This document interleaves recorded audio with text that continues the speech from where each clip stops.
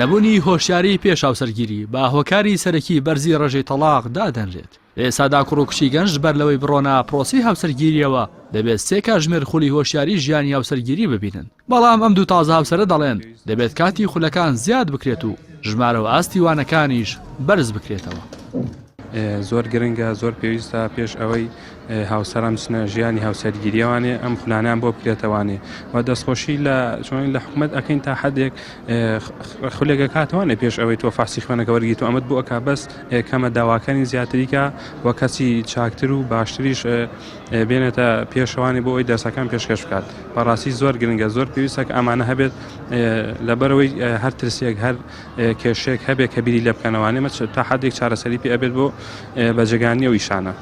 خۆی زۆر گرنگە پێش زەواج ئەو دەورەی کە حکومەت 3 ساعاتێکە پێما بێ ئیکاتەوە ناو زۆر کەمە تۆ بیکە بە 3 ڕۆژ یان زیاتر بە لە ڕۆژێکات 6 ساعات بێ بۆی ینی خەزانەکان زیاتر سوودی لێوە بگرن. مافراسێکیش دەخل لەوە دەکاتەوە جیا لە حکومەت دەبێت ڕێکخراوەکانی کۆمەڵگەی مەدەنیش ڕۆڵی سەرەکی لە هۆشیارکردنەوە و پێدانی زانیاری بۆ کەسانە بگێڕن کە دەچنە نێو ژیانی هاوسەرگیریەوە. لە میانەی ئەو هەموو جیابوونەوانەی کە ئێمە بینیومانە هەیە کە ژمارەکە زۆرە و ژماری زۆر مەترسیدار هەیە لە هەرێمی کوردستانە. بە قەناعەتی شەخصی خۆم ئەگەر زۆرێک لەو خێزانانە دوو کەسی سەرکەوتوو بتوانێت خزمەتی ئەو خێزانانە بکە و بتوانێت ڕۆشنبیریان بکە و قسەیەکی خێر بخاتە بینیانەوە قسەیەکی خێریان بۆ بکە بە جددی ینی ئەو ڕێژەی تەلاق و جیابوونەوەی کە ئێستا لە هەرێمی کوردستانایە زۆر کەمەکە.